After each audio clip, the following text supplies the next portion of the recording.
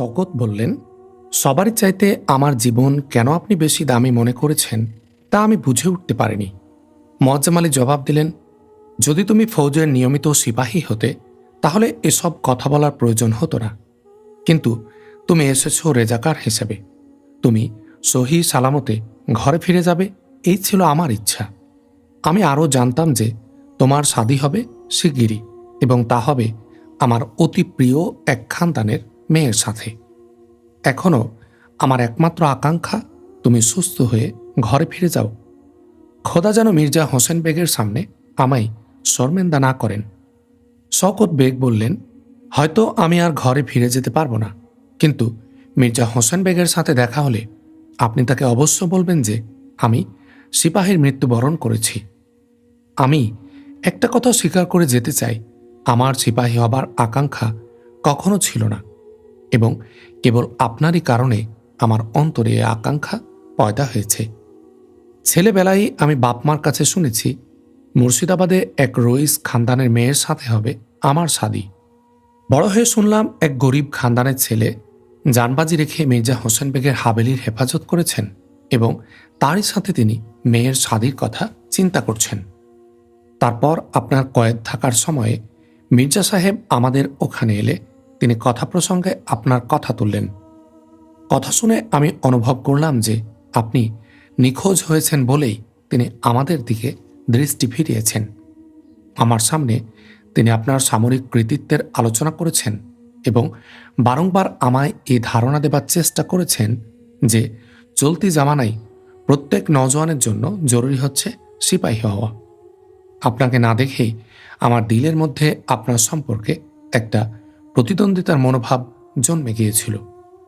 একদিন আমার আব্বাজান মির্জা হোসেন বেগের সামনে আমার তারিফ করলে মির্জা সাহেব বলেছিলেন, বাংলায় একটিমাত্র নওজোয়ান পয়দা হয়েছিল, আর তার নাম ছিল মোয়াজ্জেম আলী।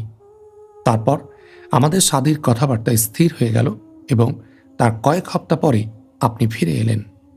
আমার শাদীর তারিখ স্থির হয়ে গিয়েছিল, কিন্তু ঢাকার ফৌজ উড়িষ্যার দিকে এগিয়ে যাবার প্রয়োজন করছে। এমন সময়ে আব্বাজান হোসেন বেগের চিঠি পেলেন। তিনি তাতে লিখেছিলেন যে আফজল যুদ্ধের ময়দানে চলে যাচ্ছে। মারাঠা আমাদের কওমের প্রত্যেক নওজোয়ানকে উড়িষ্যার ময়দানে যাবার জন্য চ্যালেঞ্জ দিচ্ছে। তাই তার ইচ্ছা লড়াই শেষে আফজলের ফিরে আসা পর্যন্ত শাদী মুলতবি থাক। তিনি আরও লিখেছিলেন যে শাদীর সময়ে তার যেসব বন্ধুর হাজির থাকা প্রয়োজন তারা সবাই ময়দানে চলে গেছেন। তক্ষুনি আমি মীর মদনের কাছে গিয়ে কওমের জন্য আমার খেদমত পেশ করলাম। আমার এখানে আসার কারণ এখন আপনি বুঝতে পারছেন। মির্জা হোসেন বেগকে আমি দেখাতে চেয়েছিলাম যে বাংলার কোনো নওজোয়ান চাইতে আমি কম নই। আমার আকাঙ্ক্ষা ছিল মির্জা হোসেন বেগের গৃহে আর কারুর পরিবর্তে কেবল আমারই বাহাদুরিপূর্ণ কৃতিত্বের আলোচনা হোক। প্রত্যেক ময়দানে আমি আপনার চাইতে কয়েক কদম আগে থাকবার ইচ্ছা পোষণ করেছি, কিন্তু কোনো উল্লেখযোগ্য কৃতিত্বের দাবিদার আমি হতে পারিনি। লড়াই থেকে ফিরে এলে যাদের শ্রদ্ধা ও প্রশংসার যোগ্য মনে করা হয় তাদের সাথে এক কাতারে আমি দাঁড়াতে পারিনি।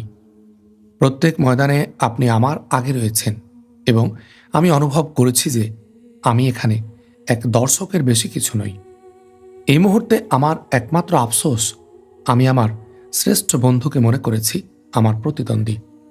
মির্জা হোসেন বেগ ঠিকই বলেছিলেন, বাংলা একটিমাত্র নওজোয়ানকে জন্ম দিয়েছে, আর তিনি মোয়াজ্জেম আলী।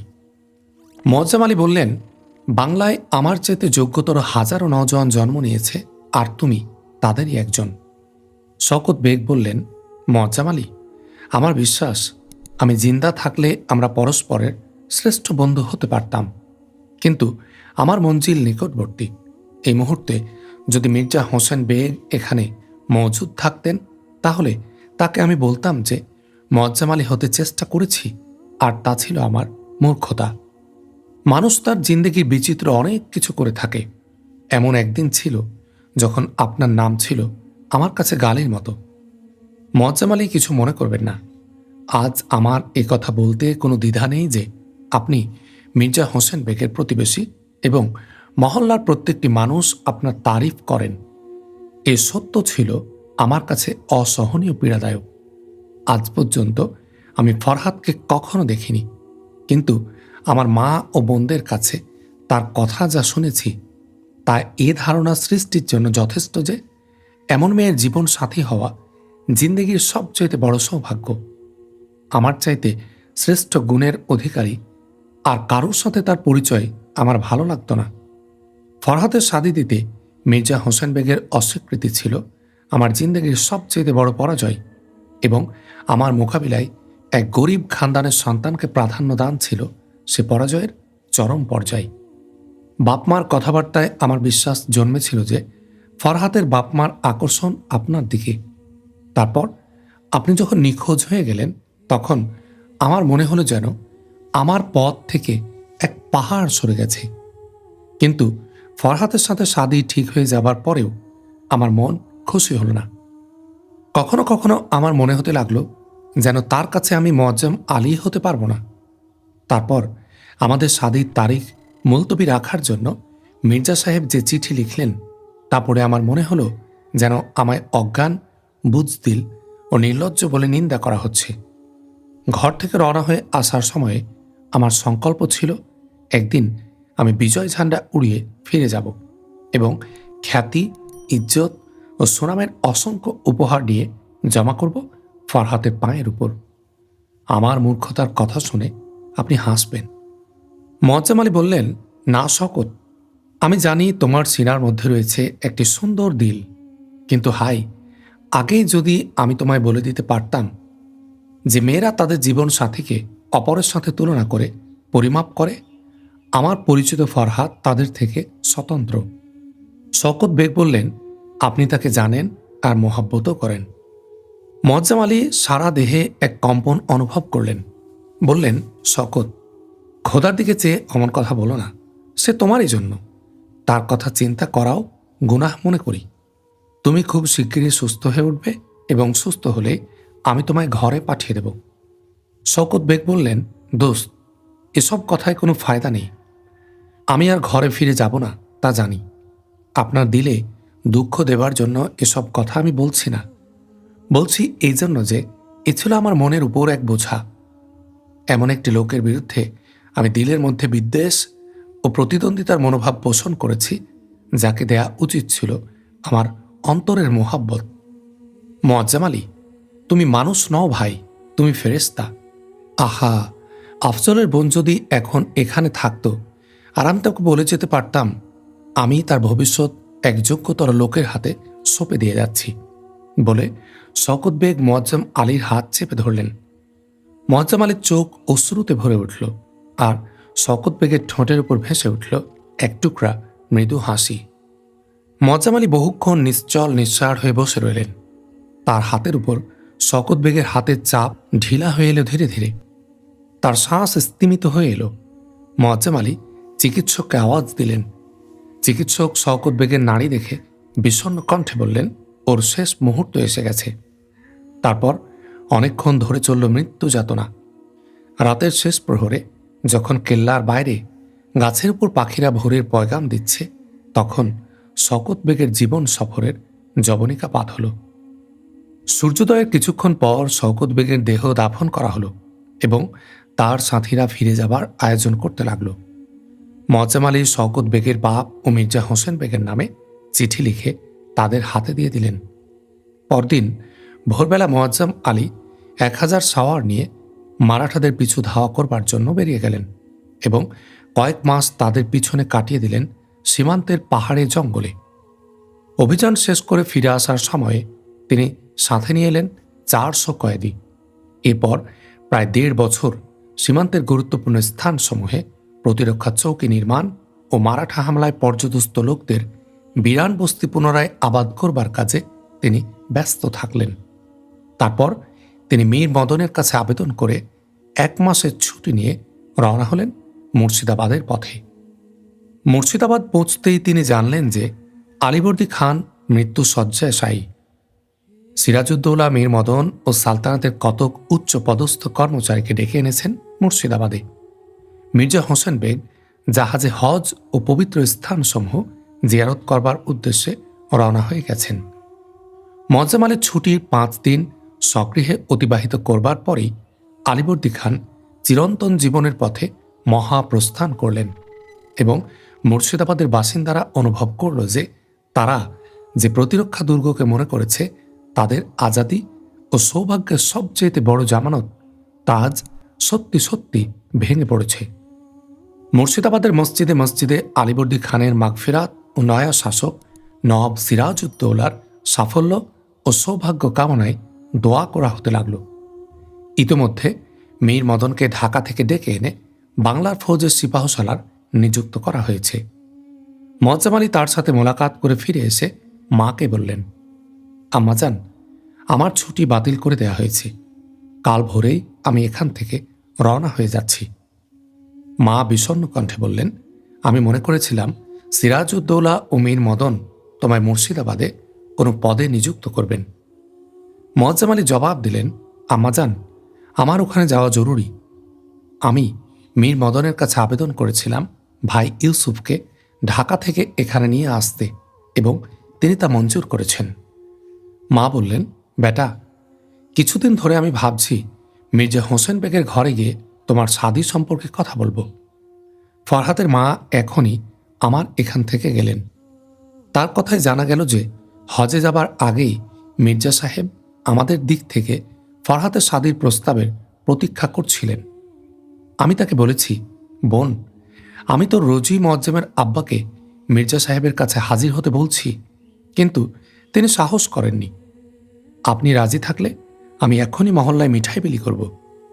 কিন্তু তিনি জবাব দিলেন যে মির্জা সাহেবের হজ থেকে ফিরে আসার জন্য ইন্তেজার করতে হবে। মোয়াজ্জেম সসংকোচ ও সরম সহকারে বললেন, আম্মাজান, ফরহাদ কেমন আছে? মা জবাব দিলেন, ফরহাদ কয়েক সপ্তাহ অসুস্থ ছিল, কিন্তু এখন সে সম্পূর্ণ সুস্থ। কয়েকদিন পর মোয়াজ্জেম আলী আবার গিয়ে পৌঁছলেন সরহদি কেল্লায়। আলীবর্দী খানের চোখ বন্ধ করার সাথে সাথে ইস্ট ইন্ডিয়া কোম্পানি বাংলার বিরুদ্ধে চক্রান্তের জাল বিছাবার চেষ্টা শুরু করল। ইংরেজের বাণিজ্য কুঠিগুলো পরিণত হতে লাগল কেল্লা ও অস্ত্রাগারে। যেসব লোভী ভাগ্যান্বেষী কওমের ইজ্জত ও আজাদিকে পণ্যদ্রব্যে সামিল মনে করত, তারাও শুরু করল ইংরেজদের সাথে ষড়যন্ত্র। ইংরেজদের ষড়যন্ত্র সম্পর্কে সিরাজউদ্দৌলা কোনো ভুল ধারণা ছিল না এবং তিনি হুকুমতের সাথে পূর্বের চুক্তি ভুলে গিয়ে লেগে গেছেন কেল্লা তৈরির তৎপরতায়। তাদের সাথে শান্তি আলোচনা পরিণত হয়েছে নিষ্ফল প্রয়াসে এবং সিরাজউদ্দৌলা দৃঢ় বিশ্বাস জন্মেছে যে বাংলার হুকুমতের নতুন দাবিদারদের সোজা রাস্তায় আনার একমাত্র পন্থা হচ্ছে ফৌজি শক্তি দিয়ে তাদেরকে পরাজিত করা। তাই একদিন ফোর্ট উইলিয়ামে শ্বেতাঙ্গ মুহাফিজ শুনতে পেল শেরে বাংলার গর্জন ধ্বনি। মোয়াজ্জেম আলী কয়েক মাস ধরে পশ্চিম সীমান্তের নিজস্ব ঘাঁটি সামলাচ্ছিলেন। সিরাজউদ্দৌলার ইংরেজ বিরোধী সংকল্পের খবর জেনে তিনি মীর মদনকে এক চিঠিতে লিখলেন, বর্তমানে সীমান্ত এলাকায় কোনো বিপদের আশঙ্কা নেই, তাই আমার ইচ্ছা আমায় ইংরেজদের বিরুদ্ধে যুদ্ধে হিস্সা নেবার মওকা দেয়া হোক। কয়েক হপ্তার মধ্যে তার আবেদনের জবাব না পেয়ে মোয়াজ্জেম আলী অত্যন্ত অস্থির হয়ে থাকলেন। তারপর একদিন মেদিনীপুরের ফৌজদারের তরফ থেকে এক চিঠিতে খবর মিলল যে নবাব সিরাজউদ্দৌলা ফোর্ট উইলিয়াম দখল করে নিয়েছেন। 4 দিন পর তিনি মীর মদনের একটি চিঠি পেলেন। তাতে তিনি লিখেছেন, আমরা ইংরেজদের শোচনীয় রূপে পরাজিত করেছি, কিন্তু তোমার মনে করা উচিত যে আমাদের এ সাফল্যে তোমাদের কোনো হিস্সা নেই। ইংরেজদের বিরুদ্ধে একটি যুদ্ধে আমরা জয়ী হয়েছি, কিন্তু বাংলাকে তাদের রাজ্য লাভের কবল থেকে বাঁচাতে হলে হয়তো আরও বহু লড়াই করতে হবে আমাদের, এবং আমাদের সীমান্ত এলাকা মারাঠা দুশ্মনের কবল থেকে হেফাজত করতে পারলে তবে আমরা এসব যুদ্ধ বিগ্রহের সমাপ্তি ঘটাতে পারব। এক গুরুত্বপূর্ণ জিম্মাদারি ন্যস্ত করা হয়েছে তোমার হাতে এবং প্রত্যেক ক্ষেত্রে তুমি নিজেকে সে জিম্মাদারি পালনের যোগ্য প্রমাণিত করেছ। তাই আমার ইচ্ছা, যতক্ষণ না ইংরেজদের সাথে আমাদের যুদ্ধ শেষ হয় ততক্ষণ তুমি বাংলার পশ্চিম দরজায় পাহারায় রত থাকবে। তোমার মতো সমজদার নওজোয়ানকে এ কথা বলার প্রয়োজন নেই যে কখনো কখনো যুদ্ধরত সিপাহীর তুলনায় নীরব প্রহরারত সিপাহীকে অধিকতর ধৈর্যের পরিচয় দিতে হয়। আরও কয়েক মাস চলে গেল। সিরাজউদ্দৌলা ইংরেজদের উপর এক চূড়ান্ত আঘাত দেবার আয়োজন করছেন। এছাড়া আর কোনো খবর মোয়াজ্জেম আলীর কাছে আসেনি। একদিন পিতার পত্রে মোয়াজ্জেম আলী জানলেন যে মির্জা হোসেন বেগ হজ থেকে ফিরে এসেছেন এবং তার ইচ্ছা মোয়াজ্জেম আলী কিছুদিনের জন্য ঘরে ফিরে যান। তিনি মেদিনীপুরের ফৌজদারের কাছে 1 মাসের ছুটির আবেদন পাঠালেন, কিন্তু তিনি জবাব পেলেন, বর্তমান পরিস্থিতিতে তোমায় 1 দিনের ছুটিও দেওয়া সম্ভব নয়। নবাব সিরাজউদ্দৌলা 2 হপ্তার মধ্যে 5,000 সিপাহী মুর্শিদাবাদে পাঠাবার হুকুম দিয়েছেন আমায়। তিনি তার কারণ আমায় জানাননি, কিন্তু সিপাহ সালারের চিঠি থেকে আমি আন্দাজ করেছি যে শিগগিরই ইংরেজদের সাথে এক চূড়ান্ত যুদ্ধের সম্ভাবনা রয়েছে। তাই আমার ইচ্ছা আরও কিছুদিন তুমি ইন্তেজার করো। অবস্থার উন্নতি হলে আমি তোমায় 1 মাসের বদলে 2 মাসের ছুটি দেব।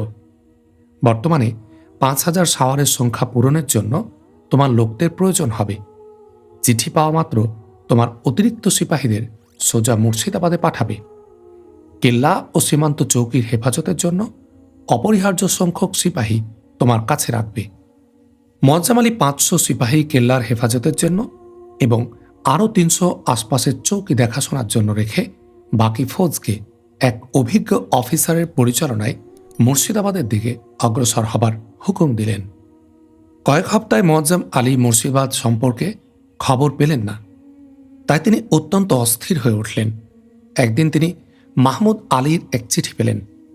তাতে তিনি লিখেছেন, আমায় সিরাজউদ্দৌলা তার মুহাফিজ সেনাদলের সালারে আলা নিযুক্ত করেছেন। ইউসুফ ও আফজলকেও করে দেওয়া হয়েছে মুহাফিজ ফৌজের সালার। 8 প্রহরের মধ্যে এখান থেকে রওনা হবার জন্য আমায় হুকুম দেওয়া হয়েছে। ইনশাআল্লাহ শিগগিরই তুমি শুনতে পাবে যে আমরা বাংলাকে ইস্ট ইন্ডিয়া কোম্পানির কবল থেকে চিরদিনের জন্য নাজাত দিয়েছি। এক রাত্রে 3য় প্রহরে মোয়াজ্জেম আলী কেল্লায় তার ঘরের ছাদে গভীর ঘুমে অচেতন হয়ে রয়েছেন। এমন সময়ে এক পাহারাদার তার ঘুম ভাঙিয়ে খবর দিল যে আচানক মারাঠা দুশ্মন সীমান্তের এক চৌকির উপর হামলা করে 30 জন সিপাহীকে মৃত্যুর মুখে ঠেলে দিয়েছে। মোয়াজ্জেম আলী জলদি করে নিচে নেমে গেলেন। সীমান্ত চৌকি থেকে পালিয়ে আসা কয়েকজন সিপাহী কেল্লার প্রাঙ্গণে দাঁড়িয়েছিল। মোয়াজ্জেম আলী তাদের কাছ থেকে হামলার বিবরণ জেনে নিচ্ছেন। এমন সময়ে দরজার দিক থেকে এক পাহারাদার ছুটে এসে তাকে খবর দিল যে বাইরে একটি লোক দাঁড়িয়ে আছে। সে বলছে যে তাদের চৌকিও মারাঠারা দখল করে নিয়েছে। মোয়াজ্জেম আলী 300 সাওয়ারকে অবিলম্বে তৈরি হবার হুকুম দিলেন এবং পাহারাদারকে বললেন, তুমি তাকে চিনলে ভিতরে নিয়ে এসো। জি, আমি তাকে চিনি বলে পাহারাদারও তেমনই ছুটে বেরিয়ে গেল। খানিকক্ষণ পরে একটি লোক খোঁড়াতে খোঁড়াতে প্রাঙ্গণে প্রবেশ করল। মোয়াজ্জেম আলী কয়েক কদম আগে গিয়ে বললেন, তুমি জখমই? জি, আমি কেল্লা থেকে 1 মাইল দূরে ঘোড়ার উপর থেকে পড়ে গিয়েছিলাম।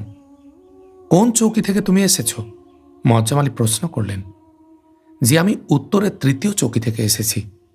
বেখবর অবস্থায় মারাঠারা আমাদের উপর হামলা করে আমাদের বেশিরভাগ লোককে কতল করেছে। আমার বাকি সাথীরা এদিক ওদিক পালিয়ে গেছে। আমি ঘোড়ায় সাওয়ার হবার মৌকা পেয়েছিলাম। মোয়াজ্জেম আলী আব্দুর রহমান নামক একজন বৃদ্ধ অফিসারের দিকে তাকিয়ে বললেন, মনে হচ্ছে মারাঠা দুশ্মন বেশ ব্যাপকভাবে অগ্রগতি শুরু করেছে। আমার হয়তো বেশ কিছুদিন সময় লাগবে এ অভিযানে। আমার অনুপস্থিত কালে কেল্লার হেফাজতের জিম্মা থাকবে তোমার উপর। তুমি এক্ষুনি তামাম চৌকির সিপাহীদের হুকুম পাঠাও যেন তারা কেল্লায় এসে জমা হয়। মারাঠাদের সংখ্যা বেশি হলে আমি খুব শিগগিরই ফিরে আসব। বাইরে থেকে কোনো দ্রুত সাহায্যের প্রত্যাশা করা আমাদের উচিত হবে না। মারাঠারা এগিয়ে এলে এই কেল্লাই হবে আমাদের শেষ আশ্রয়। কিছুক্ষণ পর 300 সাওয়ার সাথে নিয়ে মোয়াজ্জেম আলী বেরিয়ে গেলেন কেল্লা থেকে।